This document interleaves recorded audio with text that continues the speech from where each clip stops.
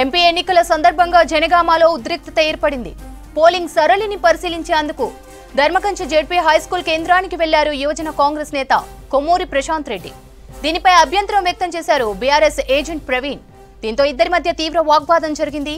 విషయం తెలుసుకున్న BRS MLA Palla Rajeshwar Reddy Dharmakancha polling కేంద్రానికి చేరుకున్నారు. దీంతో పరిస్థితి మరింత ఉద్రిక్తంగా మారింది.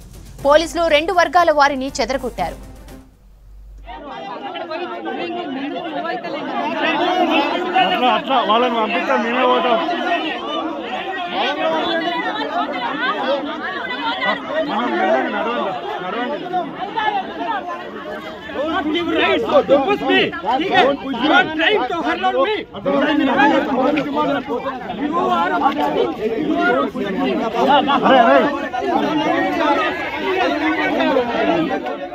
ఇక ఇదే ఇష్యూపై మరిన్ని డీటెయిల్స్ కృష్ణమోహన్ అందిస్తారు. కృష్ణమోహన్, ఘర్షణ గల కారణాలేంటి?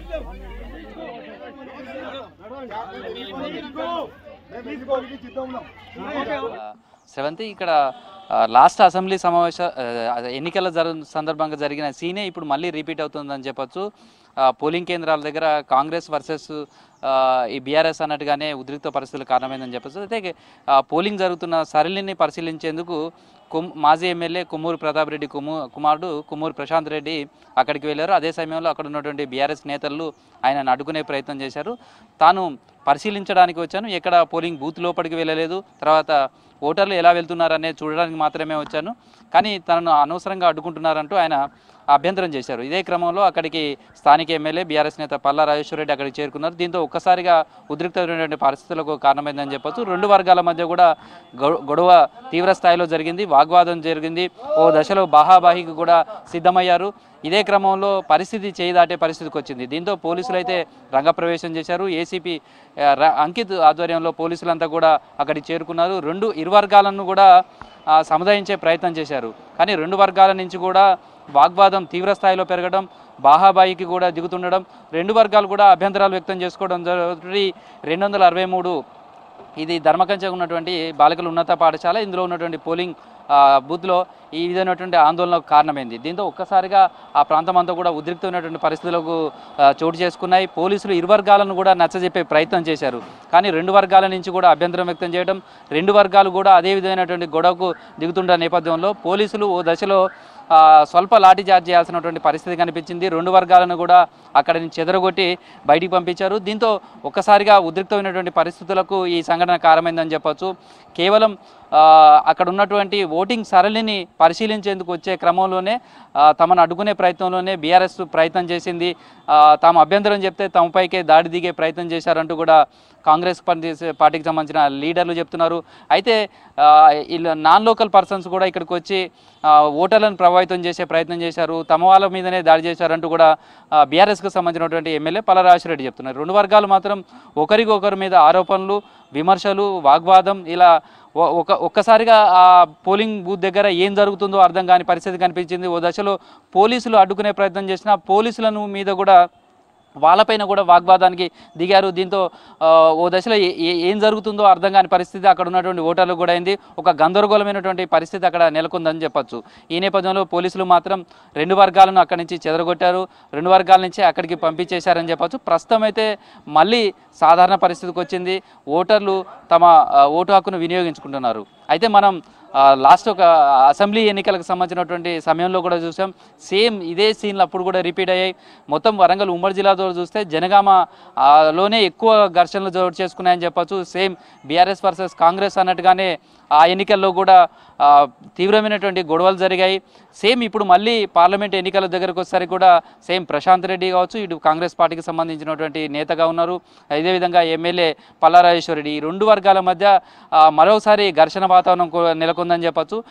ప్రస్తుతం అయితే పోలీసులు రెండు వర్గాలను పంపించడంతో పాటు ఎవరు కూడా ఒకేసారి రెండు వర్గాలు ఒకే పోలింగ్ బూత్ వద్దకు వెళ్లకుండా చూసే ప్రయత్నం చేస్తున్నారు. ఒకవేళ కనుక ఒక వర్గం ఆ పోలింగ్ బూత్ వైపు వెళ్తే లీడర్స్ మిగతా వాళ్ళను ఆపి వేరే వైపు పంపించే ప్రయత్నం చేస్తున్నారు. పోలింగ్ బూతుల దగ్గర రెండు వర్గాలు కనుక ఎదురైతే ఇలాంటి సంఘటనలు అసెంబ్లీ ఎన్నికల నేపథ్యంలో కూడా జరిగిన నేపథ్యంలో ఇదే సీన్ మళ్ళీ పార్లమెంట్ ఎన్నికల్లో కూడా రిపీట్ అయింది. దీంతో మరింత జాగ్రత్తలు తీసుకునే ప్రయత్నం చేస్తున్నారు. రెండు వర్గాలకు కూడా చెప్పారు. ఎవరు కూడా ఆందోళన చేయొద్దు, ఓటర్ల మీద ప్రభావితం చేసే ప్రయత్నాలు చేయొద్దు, తర్వాత ఓటర్లు స్వచ్ఛందంగా స్వేచ్ఛగా ఓటు హక్కు వినియోగించుకునే విధంగా ఉండాలి, ఇలా ఘర్షణలు చేసే ప్రయత్నం చేయొద్దు అనేది పోలీసులు అయితే నచ్చజెప్పే ప్రయత్నం చేశారు. బట్ ప్రజెంట్ అయితే మాత్రం జనగామలో కొంత పరిస్థితి సద్దుమణిగినట్టుగా కనిపిస్తున్నా ఇంకా ఆ టెన్షన్ వాతావరణం అయితే కనిపిస్తూనే ఉందని చెప్పొచ్చు. ప్రస్తుతం 2 వర్గాలకు సంబంధించిన వాళ్ళని అయితే అక్కడి నుంచి అయితే పంపించారు. 2 వర్గాలకు సంబంధించినటువంటి వాళ్ళందరినీ కూడా అక్కడ పంపించినప్పటికీ కూడా పోలీసులు అయితే ఇప్పుడు భారీగా మోహరించారు. తర్వాత 2 వర్గాలకు సంబంధించినటువంటి ఇటు కాంగ్రెస్ కావచ్చు, అదేవిధంగా బీఆర్ఎస్కి సంబంధించినటువంటి లీడర్లు ఎటువైపు వెళ్తున్నారు, ఏ పోలింగ్ బూత్కి వెళ్తున్నారో అక్కడ పోలీసులకు సంబంధించినటువంటి అదనపు సెక్యూరిటీకి సంబంధించినటువంటి తీసుకోవాలంటూ కూడా అధికారులు ఆదేశించినట్టు తెలిసింది. దీనిపైన ఇప్పటికే ఎలక్షన్ కమిషన్ కూడా నోటీసులోకి వెళ్ళినట్టుగా తెలుస్తుంది. అదేవిధంగా పోలీస్ కమిషనర్ కూడా ఈ ఇష్యూ మీద ఆరా తీసినట్టుగా తెలుస్తుంది.